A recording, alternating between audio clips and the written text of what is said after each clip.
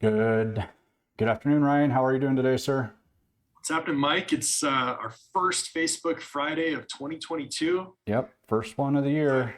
It's Yeah, we've got a good little start into the year. We've kind of got an idea of what to expect coming up. There's been a few hot button things on the internet for sure. Where do you think you want to start today? I think just a quick overview, where things are at. If you do talking about internet search, if you do a quick internet search, you get housing's booming. And if you keep searching, you get housing's busting. And you could read either one of those and come to a conclusion that both are right. So Yeah, I think what we have to do is kind of look at a local market and what we're actually seeing in real time yeah, and help us come to our own conclusion of where we might be headed for 2022. yeah, for sure.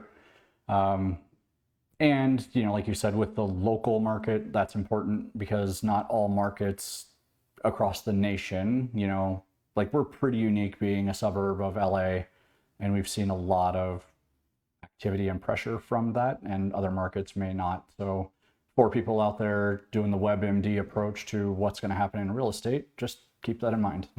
Right. um, all right, so let's start with financing. I think that's going to have a big impact on us this year so far.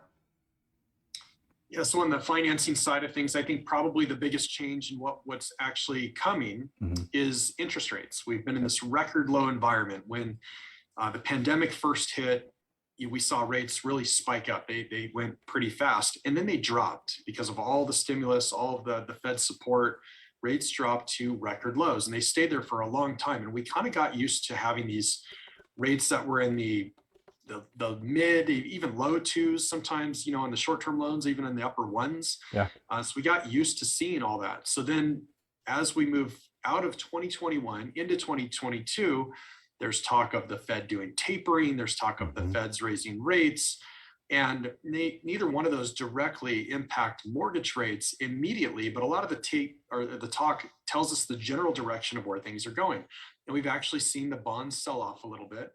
And through that, we've seen higher interest rates already. First, I Hmm. mean, we're only 2 weeks into the year and we've already seen rates go up. They were forecast to be up into the upper threes. In some people that you talk to, whether it be Mortgage Bankers Association or NAR, they're saying, hey, they may even touch fours. It's not Yeah. bad historically, but it's certainly off mark. And so the question that comes up in our office often is, all right, rates are moving higher. Mhm. Should I just wait 6 months to buy a house? Because they'll definitely be much, much cheaper, right? And the answer is no, because there's a lot of factors at play here. If you think about it, if rates move up and I want to move into that next move up house, that one that's a lot more expensive than the one I live in right now, Hmm. and I'm holding on to a rate at 2.5 or 2.75 or something like that, and I'm looking at maybe moving up 1 to 1.5 percentage points higher. But not only that, I'm taking on a much greater debt because I'm buying for significantly more. It may cause me to pause, which means Yeah. my home never hits the market. That actually puts a strangle on future inventory, and it makes the problem that we have, which is low inventory, even worse. Hmm. Are you seeing kind of the same thing on your side? Yeah, for sure. I mean, to recap what you said, if you are looking at moving up, you're going to buy a more expensive home, and so your mortgage amount is going to be higher. And if you have a low interest rate, you're going to have a higher interest rate. So, higher loan amount and higher interest rate is going to have a big impact on what your monthly payment is, right? And yeah, if you decide not to make that move because it's more expensive than you wanted it to be on a monthly payment basis, then your current entry level home, that you would be moving up from, you're right, it won't hit the market. And those are the homes that we need. Like we need the homes that are under 450,000 for sure. Like we have a huge demand on that. Right. And if you choose not to move because it's too expensive, then we don't gain your house as one that we can sell, and the move up house may not sell or may take longer to sell, right? And that'll just further exaggerate the inventory problem, like you were saying. Like that's a big deal. It's not just, a lot of buyers like, oh, interest rates are going to go up, so sellers are going to need to bring their prices down in order to get their home to sell, which if you didn't, if we had a ton of homes on the market already, maybe that would be true. We don't. We're, at a quarter of a balanced market. And we still have high demand, and the demand is picking up right now. This is the time of year, like I usually joke, like Super Bowl is when the market kicks off, right? Because a lot of the first time buyers are coming in, they're getting their tax returns, to use for their down payment and closing costs. And we're already low inventory. So I think that it will exaggerate the problem if it spikes too hard, for sure. Yeah, what are we seeing inventory wise right now? I mean, remember, we've got a population within the Antelope Valley that's, around 500,000 people. So what are you seeing on the market active? I know it's constantly churning. There's homes going into escrow, homes selling, homes coming on the market, but what's inventory look like today? We're right around 500 units. It's a 1.5 month supply. So if we didn't, it's like 600 units. And if we didn't sell anymore, we have, 90 days worth of homes to sell, and then we're empty. And balanced is 180 days. So it's interesting. That's a problem. Plus, one of the other things I was looking at was population growth. So, I mean, if we go back like a decade, we've gained a significant amount of people in the Antelope Valley. Yeah. So, oftentimes, like on other calls, we've talked about the healthy inventory level being, somewhere around like 1,800 or 2,000 homes. That actually might be a little higher. We may need to move that bar up a little bit just because we've gained so many additional families within the Antelope Valley that we're using a reference that's a decade old. Yeah. During that decade, a lot of people have moved in here. Oh yeah, for sure. But we've probably increased by like 100,000. Right. So yeah, that's a big deal. And I think at the end of the year, I had run stats, and we had maintained what was like since 2003.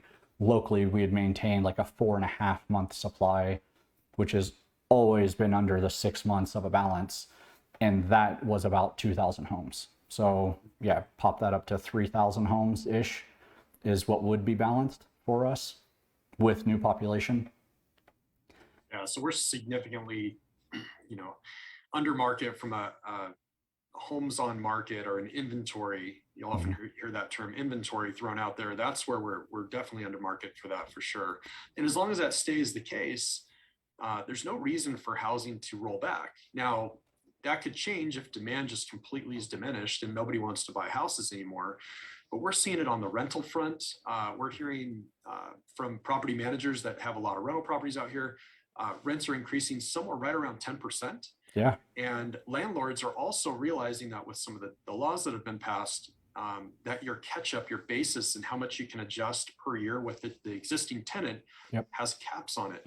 And so because of that, a lot of these tenants are starting to feel, hey, when it's time to renew, my rent's going up because I can't get too far behind. If I wait 3, 4, 5 years to adjust rent, well, guess what? I'm never going to get to market. So I need to start doing it often. Yeah. So we're feeling the pinch there. And the housing, to your point, was it's the lower housing, the barrier of entry really in our area would be $350,000 if you can even find that, which I don't think you really can until you start to get on the outskirts of the Antelope Valley.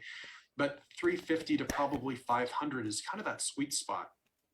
That particular bucket of homes is really, really thin. There's just not very many of them out there for anybody. And when you look at that same, like what that home buys you, square footage wise, bedroom, bathroom count, age, location, and you pull the same exact stat on rents, you'll find 7 homes, 8 homes, and we're a population of, again, about 500,000 people. It's not enough.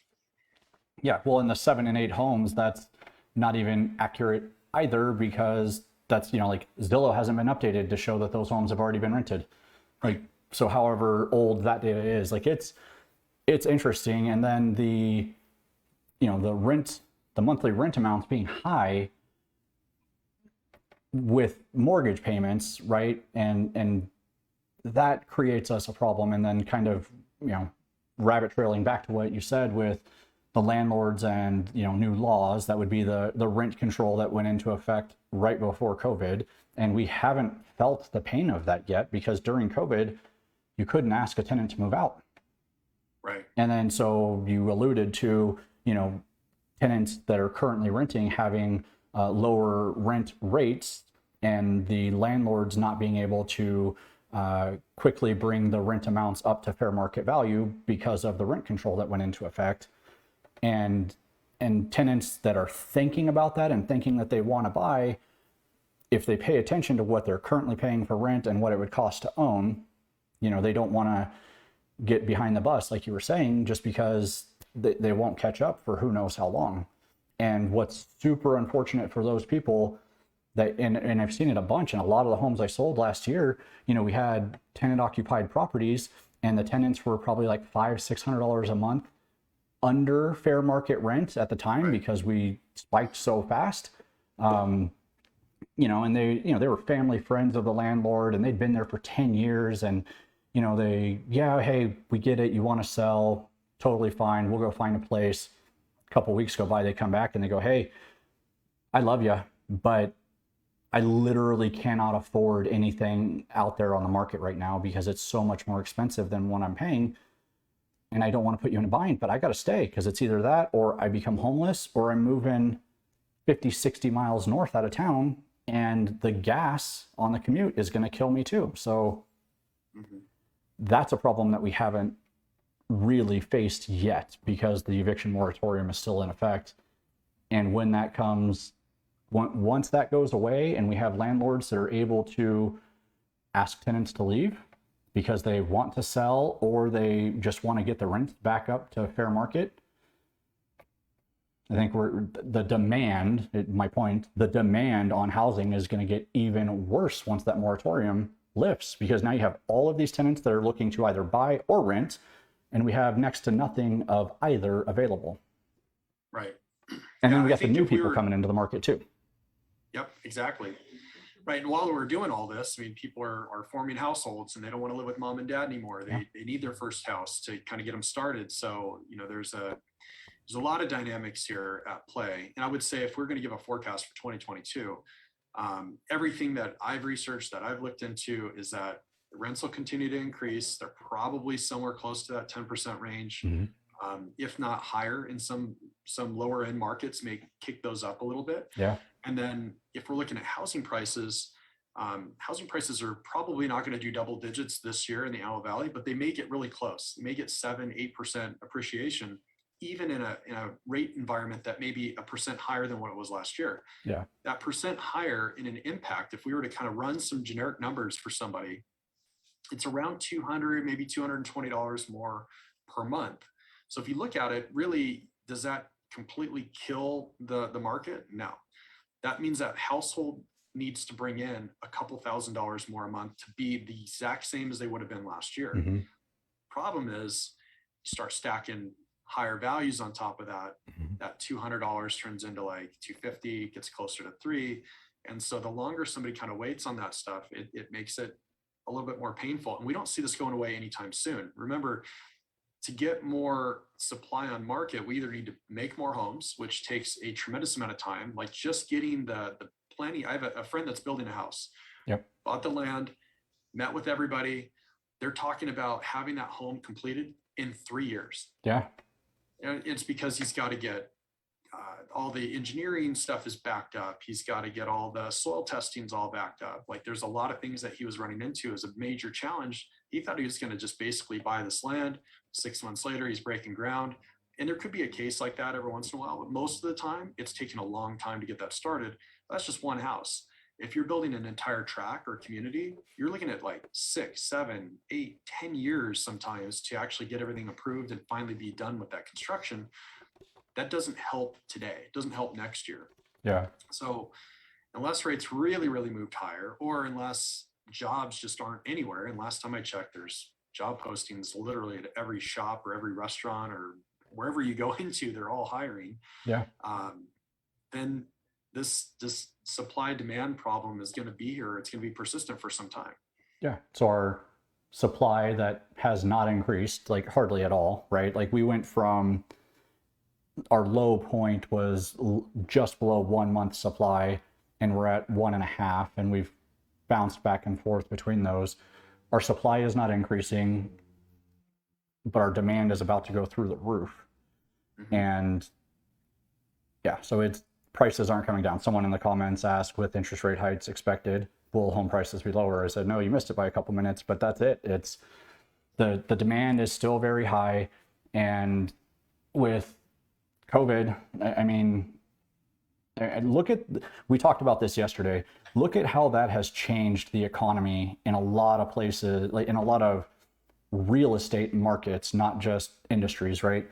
Where like even our valley has been the same. Like all of the people that were commuting to LA that no longer have to make that drive, right? That's had a huge impact. And then the people who already live down below and no longer had to make the drive, but wanted more bang for their buck, that drove our market through the roof. More than half of the homes that sold last year sold to people coming from out of the area. Exactly. Right. I mean, I've got a good friend that's in La Cañada, Pasadena, and he would move out here in a heartbeat. His job requires him on site. If it didn't, he'd be here in an instant because he sees it as incredibly cheap. This is somebody that loves cars, has a ton of cars, needs garage space, and he's like, dude, I'll buy something there for 900 or $1,000,001. I don't care. Yeah.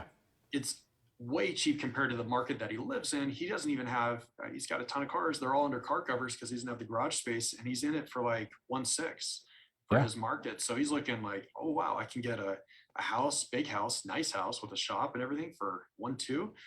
I'm in, let's do it. But he can't make that commute every day. Would be kind of straining on him.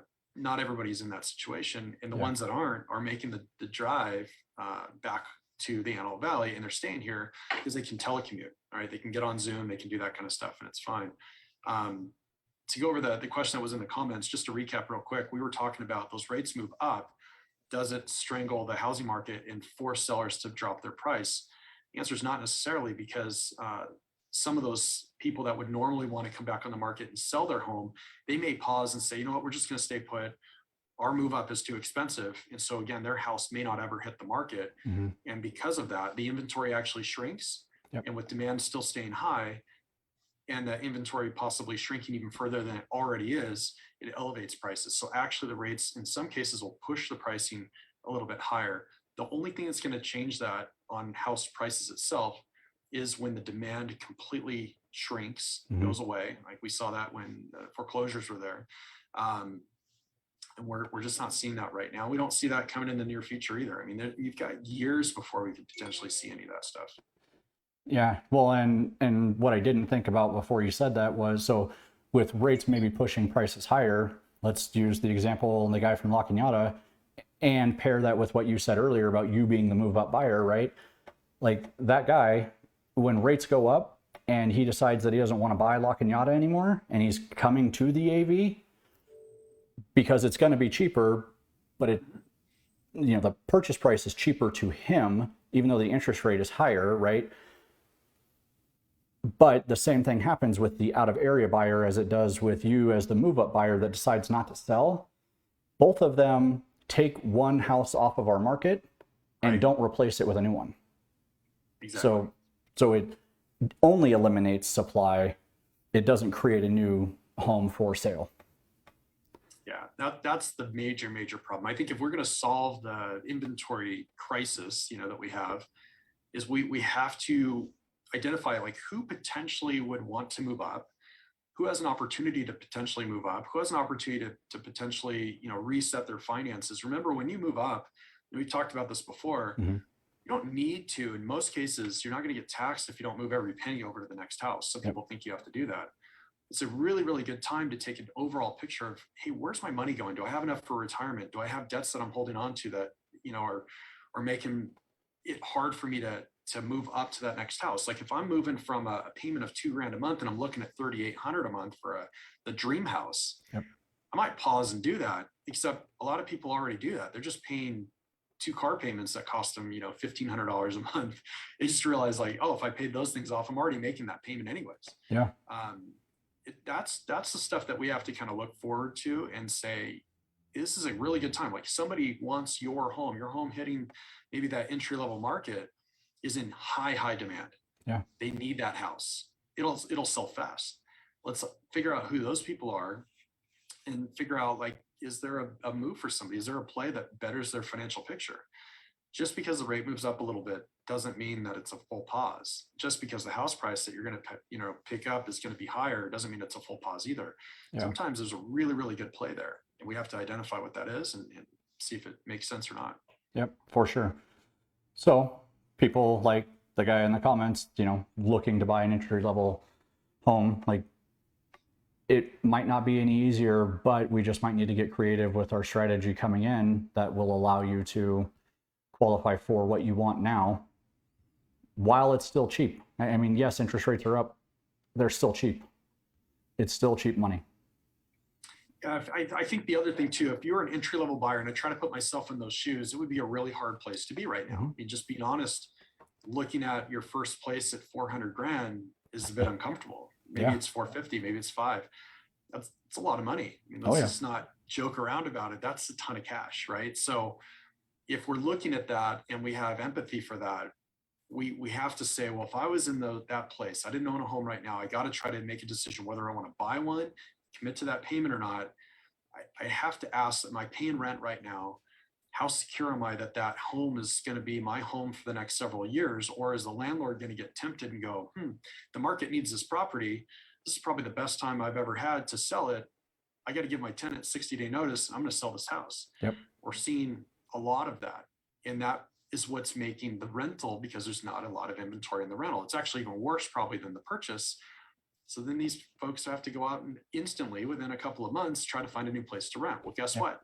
They're moving from $2,000 a month in rent to everything that would kind of fit their need is $2,800 or $3,100. And we're seeing those numbers increase over and over and over again. Yeah. So if you're in a situation where you're renting a place and there's not a lot of certainty, it's not a family member that's like, hey, don't worry, I got you. I'll never sell this house. You're good. Make this your home, and kind of wait out things until it feels right. Yeah. You have to kind of evaluate, is it going to make sense to buy? And if it does, one of the benefits to buying is I'm fixing my housing cost. Like I'm in full control of that. Mind you, on a fixed payment, there's still a little variability with your interest or with your insurance and your property taxes, right? But aside from that, that payment's fixed. That payment's fixed for the next 10 years, 20 years, 30 years, however long you want to keep that home. It feels expensive today, but it's going to feel incredibly cheap 10, 15, 20 years from now. Guarantee it. It's going to feel a lot different a lot later down the road. And we've seen that going back to, some of the stuff you and I have kind of worked out, like, what was it like 10 years ago? What was it like 20 years ago? Stuff is very different back then. And in that moment, it felt kind of expensive. Yeah, for sure.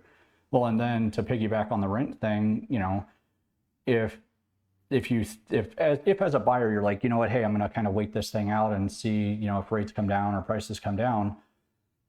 Let's say you're right and one of them adjusts a little bit, but meanwhile you sign a 1-year lease that you're going to drop $30,000 on, that you have zero benefit. It just out the window, right? No tax write-offs, no nothing. You're not paying down your principal. Just you're paying your landlord's payment. Thank you, right? 30 grand in rent right now, that's a big deal. Like when I talk to people that are moving out of the area, I'm like, well, have you looked into how much rent will be? Because before I used to tell you that you might want to go there and, be there for 6 months, figure the area out, get your life together, right? And know what you want to do. But if you're going to drop, if you're able to get a short-term rental, okay, maybe still consider it. But then what is that going to cost you for the year? And do you expect the market to change that much over a year? The answer is no. I mean, we started the call off saying that we likely won't see double-digit appreciation this year. We're certainly not seeing a dip unless something just wonky happens. I mean, I don't want to jinx but anything. The support for that is just simply, where do people go, right? I mean, the demand could wane and you could say, I'm not going to buy, like, forget it, I'm out of here. But you still need a place to live. And so if you don't have that free housing with family, you're not going to live in your, parents' extra bedroom, or you're going to convert the garage or something like that. Yeah. You need a spot to live. Sure. So if you need a spot to live and you don't have one yet, that's really expensive to get into.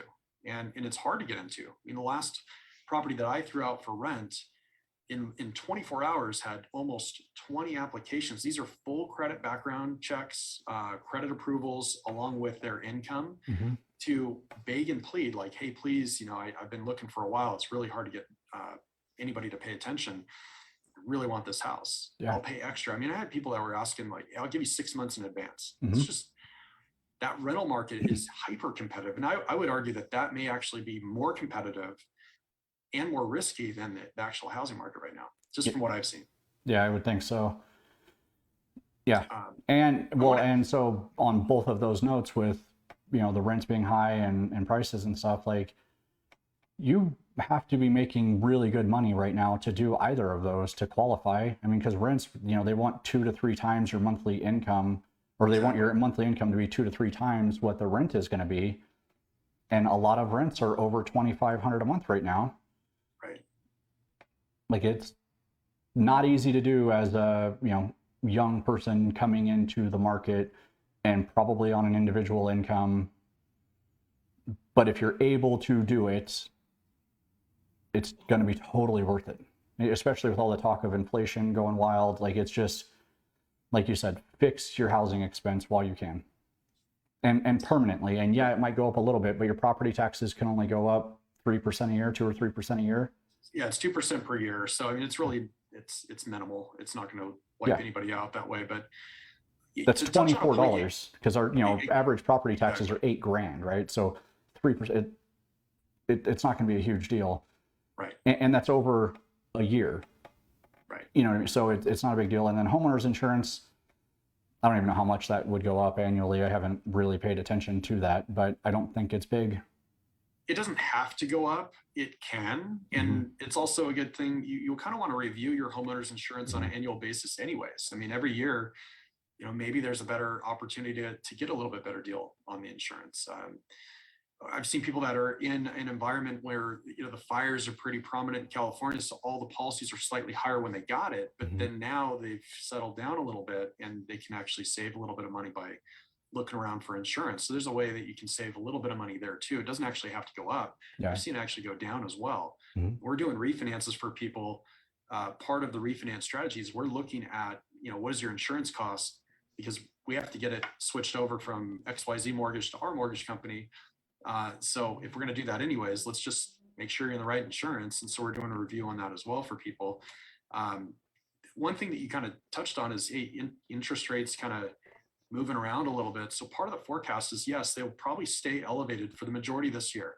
There's a chance toward the end of the year, they may dip. Does that mean that you need to wait to buy your house till they dip? No, it actually means that there's a good opportunity to get in now while house prices haven't made that full 7, 8, 9% surge in appreciation.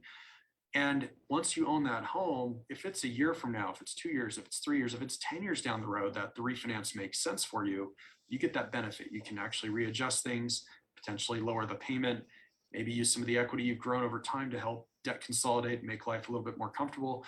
A lot of cool opportunity there. And again, you don't get that as a tenant. I've talked to people that rented for 10, 15, 20 years, and I've never once heard a landlord go, you know what, been here for 15 years, I'm gonna give you 50K. It's like, nope, doesn't happen. Just never heard of that actually happening. So I think there's a lot of good opportunity, still in the housing market. And it is scary. It's super scary if you're the first time buyer. And honestly, we don't need more first time buyers. There's plenty of them out there right now. Yeah. But if you're having to make that decision, know that there's a lot of folks kind of moving that same direction. You have to stand out in the pack. And so we have to get really strategic with, what can we do to make your offer, if you're an FHA buyer, look a little stronger than maybe some of the other identical offers that are coming to the table. We have some strategies around that as well. So in the event that it still is going to feel scary, know that, maybe we can help you get the offer accepted in the first place. And then 2, help you strategize around, like, how do you manage this thing once you have it? And how do you make the right decision on what's the price point that you should get into? Should you go 420 on the first house, or would it be worth it to go to 460 or 480 for the one that's just a little bit better, maybe has more potential in that neighborhood? For sure. There's a lot to go into that. And then as you were talking with the first time buyer and not needing any more of them, we don't, because a lot of the boomer generation is retiring, right? And downsizing. And they want those smaller entry level homes too. So the demand on that is even higher. And then when you get the people that are coming from LA that are living in apartments that would kill to have the entry level house, like the demand right there is just, it's nuts. That's what I was saying. Like we need more homes in that range for sure. So I think if you're watching the call, you're kind of looking at the forecast and you're already a homeowner, you got to look at what you have right now. See, does it fit your family's need? We talked about this, I think, pre-pandemic, in the middle of pandemic, like, hey, we need housing. This is a good time for you to consider that move up if you're going to do it. It's still going to feel scary. Yeah. There's some ways to look at everything that actually will add a little bit of comfort and hopefully make you either decide it's best to stay put, Yeah. or that move up actually makes a lot of sense. And I didn't know I could afford it. That's what we find a lot of times is people don't realize that they could afford that move up. They could be living in a different housing situation, and they just had no idea. Yeah. And that makes a big difference. For sure. Yeah. It's just about education, right? And knowing your options and does it make sense? And I think that a lot of people now are feeling the pinch. You know, we're coming up on 2 years of lockdown. Right. You know, they know what they don't like about their house, and there is an opportunity to change that. So, all right. Anything else that we want to touch on? Not right yet. I think we could do, there's some major changes coming to a couple price points in terms of lending, just from a cost standpoint. There's some changes that are headed our way. There's some changes to second homes. So people that are looking to maybe pick up, not an investment property, but maybe they're trying to pick up a home in Big Bear or in Mammoth or something that they just go to on the weekends. Yep. That particular style of lending is getting very, very expensive. I have come up with a couple of workarounds for that. So some solutions to help navigate us around those ugly waters that are coming our way. But maybe we can touch on that on the next call. Okay, that sounds good. And then if you guys have any questions, feel free to reach out to us. We will get back to you with the answers on that. And if you want to set up a time to discuss strategy and should making a move be on one of your goal lists for this year, we'd love to help you guys out with that. Other than that, I think I'm done. You good? I'm good. How much does it cost if somebody wants to just talk about, what their house is worth and the move up? Yeah, it's free. I mean, that's what you and I both love to discuss. So exactly. Yeah, we don't charge for anything on that. It's just, and that's the exciting part of our jobs. So yeah. Again, I wanted to mention that just because I've had phone calls that come in and somebody says, you know what, I really want to go over this, but what's it going to cost? Like, it doesn't cost anything to talk about. I mean, we're talking about strategy and scenario. And if you decide it's not for you, that's not a big deal. That's good. We want to help you come to that conclusion on your side with the right information, so that if it's right for your family, great, we move forward. If it's not, great. And we have a plan and we can help monitor things moving forward. Yep. Some people, it's not the right time. And when the right time comes along, we can start to focus in on exactly what they're trying to accomplish. But that might be 2-3 years from now. We have a different strategy for that. We have a different way of kind of helping them get to that place where they want to be. But it all depends on what they're actually looking to do and their timeline. And the same thing on your side. You might meet with somebody and it's not the right time for them to sell, or it's not the right time for them to buy. That's totally okay. I just would think it's important to give somebody the actual facts and the data. And then we've had people too that really want to go, and we're telling them, no, you might want to pause, like you're not ready. And they didn't see they had a blind spot. They didn't see something that was going to, kind of hit them over the head later. We kind of highlight that and they go, you're right. I probably shouldn't buy right now, or I shouldn't refinance right now. So I think that's a ton of fun. I know you enjoy that as well. So, and there's no consultation fee. We don't charge anything to do that stuff. It's just part of what we do. So if somebody's on the fence with that, I mean, those calls are welcome for sure. For sure. All righty, Ryan. Well, thank you, sir. I hope you have a great day. And again, if you guys have any questions, feel free to reach out to us. We would love to help you. Sounds good. Thanks, Mike. Take Thanks, care. guys. See ya.